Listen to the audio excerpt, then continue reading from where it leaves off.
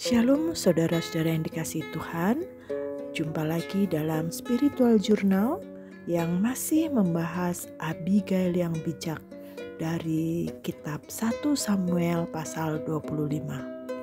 Sebelum membahas dan merenungkan firman Tuhan hari ini, mari kita berdoa.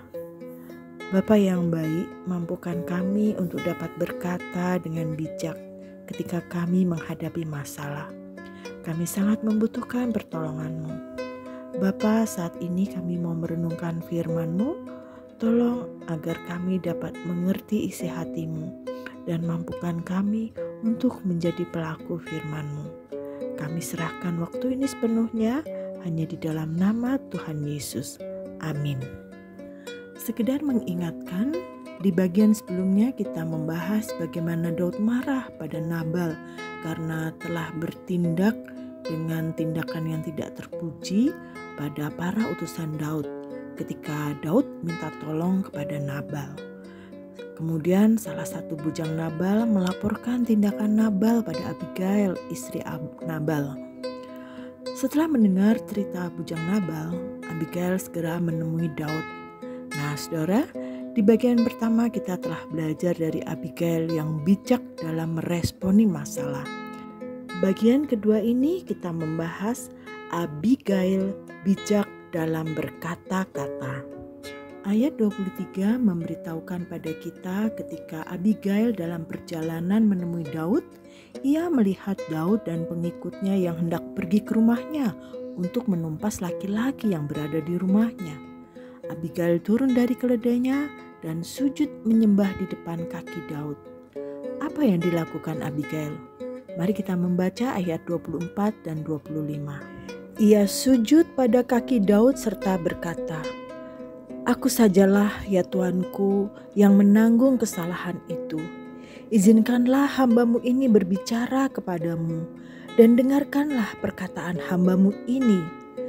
Janganlah kiranya Tuanku mengindahkan Nabal, orang yang dursila itu, sebab seperti namanya demikianlah ia. Nabal namanya dan bebal orangnya.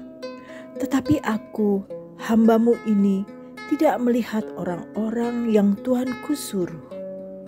Kata-kata yang pertama kali keluar dari mulut Abigail adalah mengakui kesalahan yang dilakukan suaminya dan ia menanggung kesalahan suaminya. Setelah itu barulah ia menjelaskan mengenai siapa suaminya, bagaimana tutur katanya dan sepak terjangnya. Di ayat 26-31 saudara dapat membacanya di sana yang mengisahkan bagaimana Abigail dengan tutur kata yang sopan dan rendah hati, dia memberi pujian dan penghargaan atas apa yang Tuhan lakukan di hidup Daud. Perkataan ini meluluhkan dan menyejukkan hati Daud. Amsal 18 ayat 21 mengatakan, "Hidup dan mati dikuasai lidah. Siapa suka menggemakannya akan memakan buahnya." Perkataan Nabal pada Daud bisa mematikan seisi rumah Nabal. Oleh perkataan juga Abigail telah menyelamatkan seisi keluarganya.